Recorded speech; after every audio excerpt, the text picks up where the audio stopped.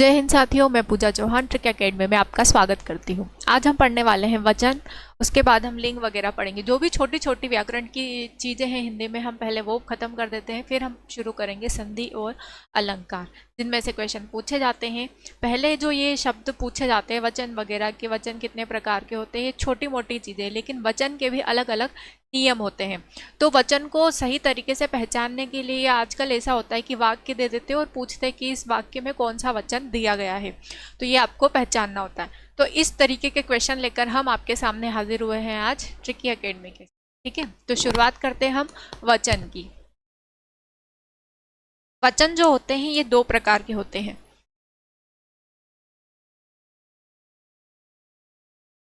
हिंदी में वचन दो प्रकार के होते हैं और संस्कृत में वचन 3 प्रकार के होते हैं।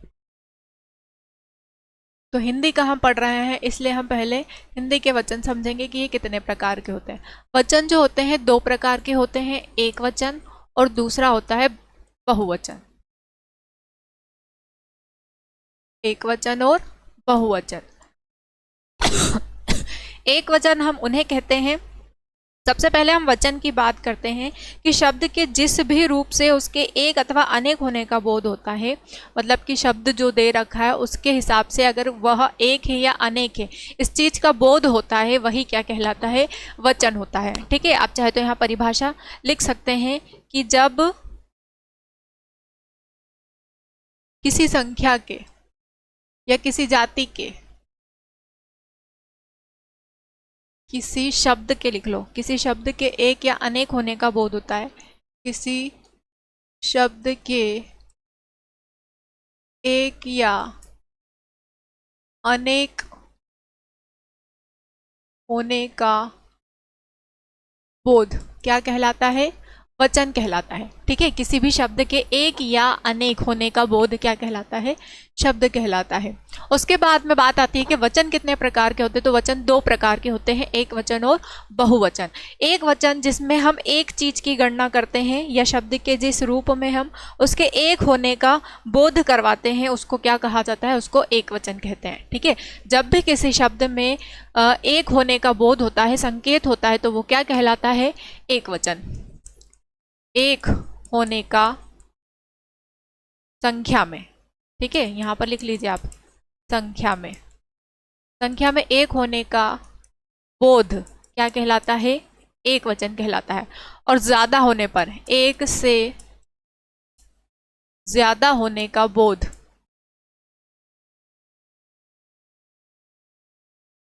क्या कहलाता है, बहुवचन कहलाता है। एक से ज्यादा होने का बोध क्या कहलाता है, बहुवचन कहलाता है। ठीक है, जैसे कि हम एक वचन का उदाहरण देख लेते हैं कि यहाँ पर अगर लिखा है पुस्तक, तो ये एक पुस्तक की बात हो रही है। ठीक है, लेकिन अगर हम लिख दें पुस्तकें, तो वो किसका उदाहरण हो जाएगा, वो बहुवचन का उदाहरण हो जाएगा, पुस्तकें।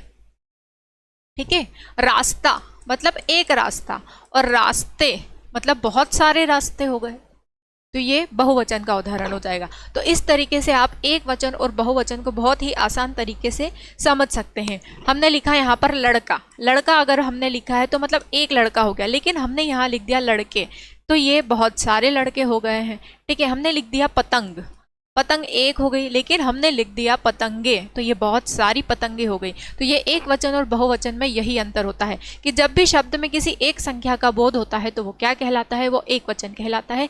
लेकिन एक से ज्यादा होने का बोध होता है तो वो क्या कहलाता है, वो बहुवचन कहलाता है। हिंदी में वचन दो प्रकार के होते हैं, लेकिन संस्कृत में वचन 3 प्रकार के होते हैं। ठीक है, तो कभी कभी प्रकार भी पूछ लिए जाते हैं कि बताइए वचन कितने प्रकार का होता है, तो वचन 2 प्रकार का होता है, एक वचन और बहुवचन। अब कभी कभी क्या होता है कि वचन जो होता है गणनीय और अगणनीय भी हो सकता है। ठीक है, जिसकी मात्रा की आप गणना कर सकते हो उसको क्या कहा जाता है, गणनीय वचन कहते हैं, और जिसकी मात्रा की आप गणना नहीं कर सकते हो उसको क्या कहा जाता है, अगणनीय। जैसे कि सोना चांदी वगैरह आप कैरेट में मापते हो, ठीक है, तो वो क्या हो गया, वो गणनीय हो गया। यहाँ पर तो गिनती कर रहे थे वहाँ हम लोग कि एक लड़का है, एक पतंग है, इस तरीके से, लेकिन सोना चांदी जो होता है वो कैरेट में होता है, उसकी कुछ क्वांटिटी होती है, कुछ मात्रा होती है, तो वो जो होता है वो गणनीय और अगणनीय के अंतर्गत आता है। अब गणनीय में सोना चांदी आ जाते हैं, लेकिन अगणनीय की अगर बात की जाती है तो उसमें क्या होता है, उसमें कुछ अलग नियम होते हैं। अगणनीय में जैसे कि आदर हो गया, अपमान हो गया, ठीक है, अहंकार हो गया, तो ये अगणनीय के अंतर्गत आता है। लेकिन इसके लिए भी कुछ अन्य नियम होते हैं। वो नियम क्या क्या होते हैं मैं आपको यहाँ पर बताऊंगी बहुत ही आसान तरीके से, ठीक है। तो ये अगर आपको समझ में आया है, अगर आपको नोट करना है तो आप कर लीजिए, फिर हम वचन संबंधी नियम पढ़ेंगे।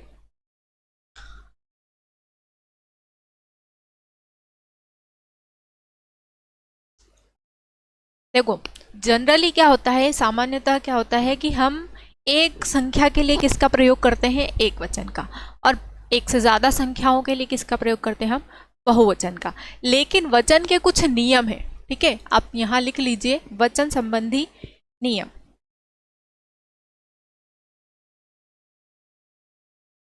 वचन संबंधी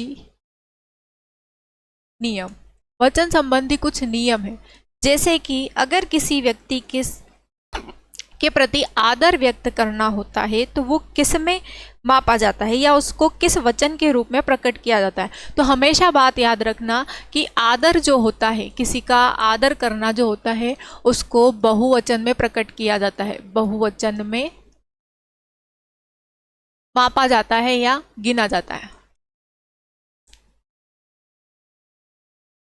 पहला नियम तो ये हो गया कि यदि किसी का हम आदर करते हैं तो वो किस वचन के अंतर्गत आता है, वो बहुवचन के अंतर्गत आता है, इसके अंतर्गत आता है बहुवचन के। जैसे कि हम उदाहरण यहाँ पर देख लेते हैं, इसका उदाहरण आप देख लीजिए। महात्मा बुद्ध महान है, आदर ही तो व्यक्त कर रहे हैं हम। महानता क्या है, एक आदर भावना ही है, किसी के प्रति आदर ही व्यक्त कर रहे हैं। तो अगर इस तरीके से वाक्य आ जाता है आपको और पूछते हैं कि बताइए इस वाक्य में एक वचन है या बहुवचन, तो आप क्या बताएंगे, इसमें बहुवचन है। क्या क्या है इसमें, बहुवचन। ये एक बहुवचन का उदाहरण हो गया है, बहुवचन का उदाहरण हो गया है, ठीक है, बहुवचन का उदाहरण हो गया है ये। तो अगला आप उदाहरण देख लीजिए। पहला हमने देख लिया कि महात्मा बुद्ध क्या है, महान है। दूसरा हम उदाहरण लिखते हैं कि राजा राम प्रजा को बहुत चाहते हैं, राजा राम अपनी प्रजा को बहुत चाहते हैं। ये अलग अलग प्रकार के उदाहरण हैं जिससे आपको बहुत अच्छे से समझ में आ जाएगा। बहुत चाहते हैं,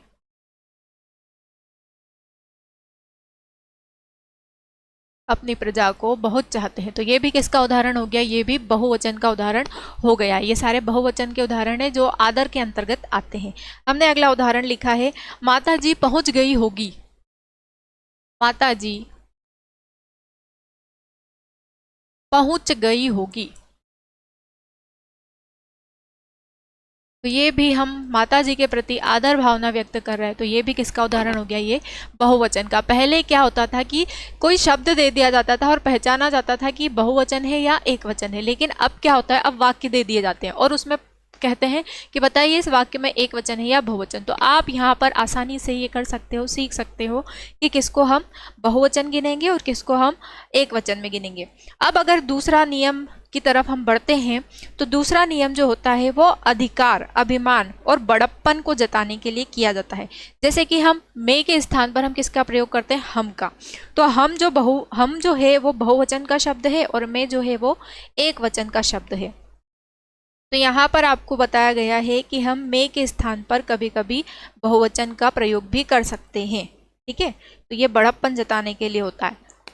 दूसरा नियम क्या है, बड़प्पन, अभिमान और अधिकार जताने हेतु।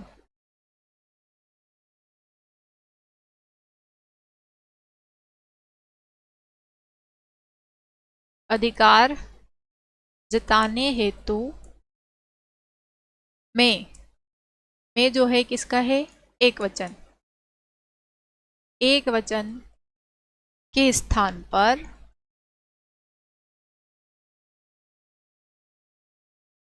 हम क्या है, बहुवचन का प्रयोग करते हैं, का कभी कभी प्रयोग कर सकते हैं। तो ये आपका दूसरा नियम हो गया। ठीक है, क्या होता है जब हम किसी को बड़प्पन जताते हैं, किसी पर बड़प्पन जताते हैं, अभिमान जताते हैं या अधिकार जताते हैं, तो इस कंडीशन में हम मे की जगह किसका प्रयोग कर सकते हैं, हम का प्रयोग भी कर सकते हैं, यानी कि एक वचन के स्थान पर बहुवचन का भी प्रयोग कर सकते हैं। कैसे? तो हम बोलते हैं हम जा रहे हैं, हमारे लिए खाना बना लेना।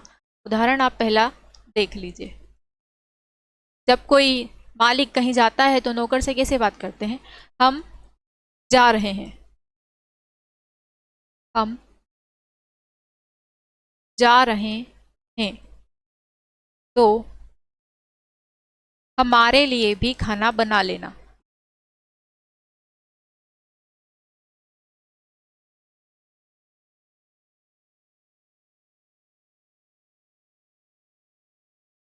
ठीक है, तो यहां पर मे की जगह क्या आ रहा है, हम, और मेरे की जगह क्या हो रहा है, हमारे।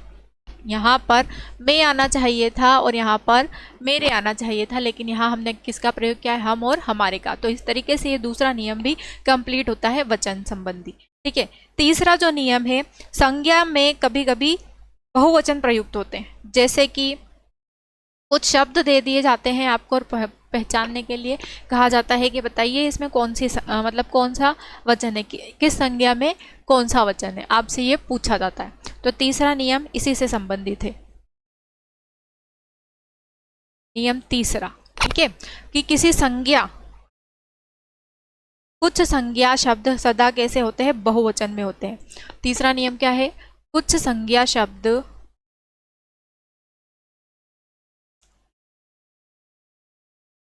सदैव बहुवचन में प्रयुक्त होते हैं।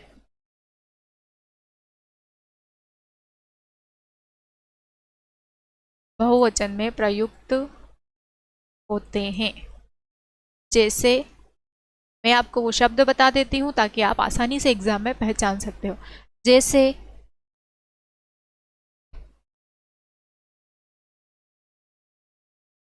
लोग, लोग जो है, लोग क्या है, संज्ञा है एक, और ये किसके अंतर्गत पढ़ी जाती है, ये बहुवचन के अंतर्गत पढ़ी जाती है, लोग। ठीक है, दर्शन, प्रजा, दर्शन, प्रजा, रोम, रोम बोलते हैं ना, रोम, रोम, और प्राण, बाल।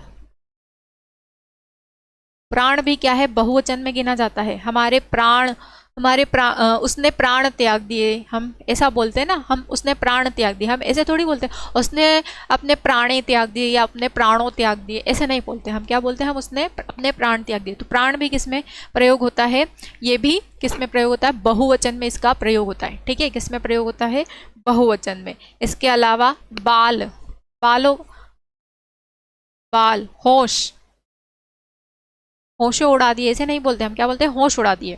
हस्ताक्षर, हस्ताक्षर भी क्या है, बहुवचन में प्रयोग किया जाता है। आंसू, आंसू को भी किस में प्रयोग किया जाता है, बहुवचन में, आदि।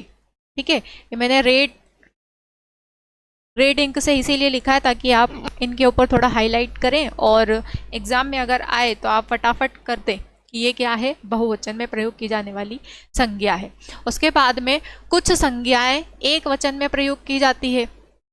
ठीक है, या कुछ सर्वनाम, हम ऐसा बोल सकते हैं कि कुछ सर्वनाम जो होती है वो एक वचन में प्रयोग की जाती है। जैसे कि तू तो एक वचन में प्रयोग होता है, लेकिन तुम जो होता है ये किस में प्रयोग होता है, बहुवचन में, तुम। और आजकल तू के स्थान पर किसका संबोधन किया जाता है, तुम का संबोधन किया जाता है।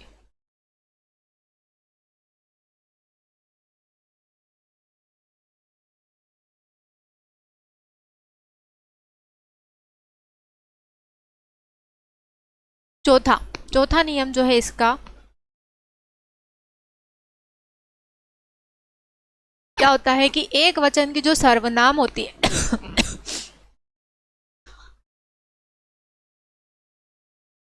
एक वचन सर्वनाम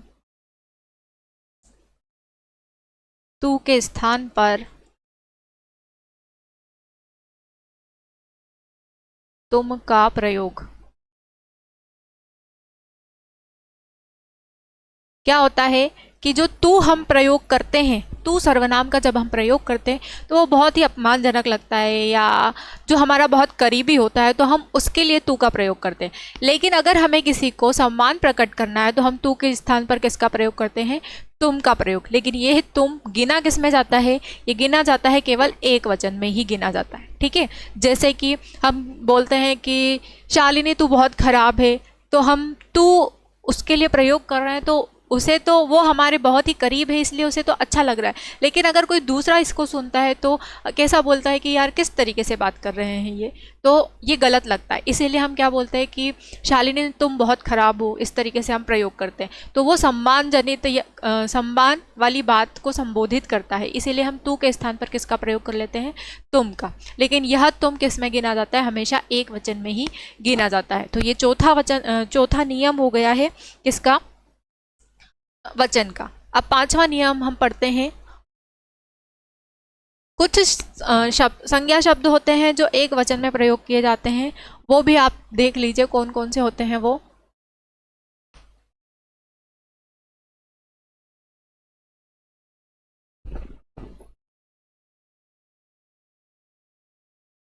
कुछ संज्ञा शब्द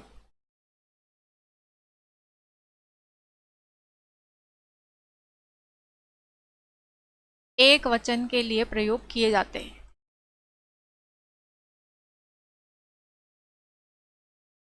प्रयोग किए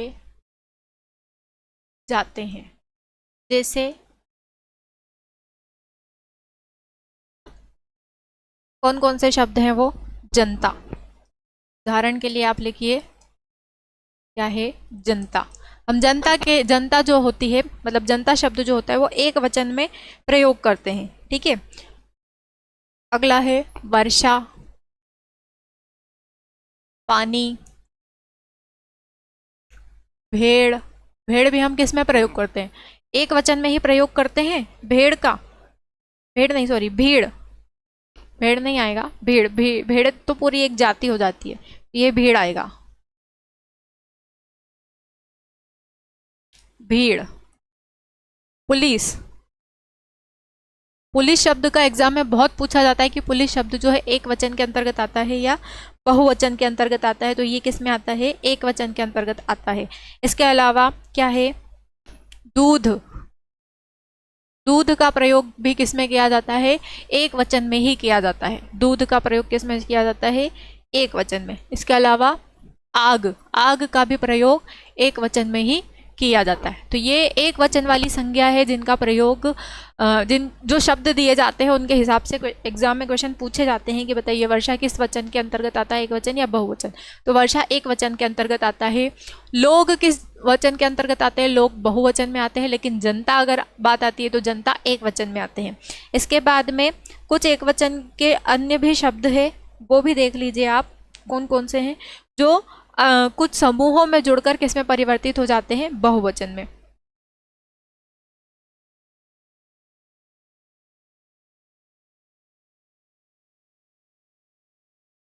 ठीक है, तो ये 5 नियम थे किसके? वचन के। अब हम पढ़ेंगे अगली क्लास में लिंग। लिंग आपको मैं बहुत ही जल्दी समझा दूंगी। अगर आपको वचन समझ में आए हैं तो प्लीज़ हमारी वीडियो को ज़्यादा से ज़्यादा लाइक करें, शेयर करें, सब्सक्राइब करें। एक बार फिर से हम आपको रिवाइज करवा देते हैं कि वचन क्या होते हैं।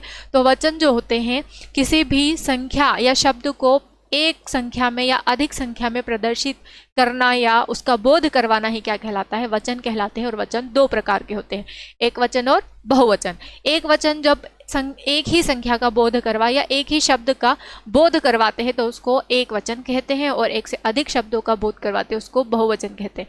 जैसे मैंने आपको उदाहरण दिए थे, पतंग तो एक वचन, पतंगी बहुवचन हो गया, ठीक है।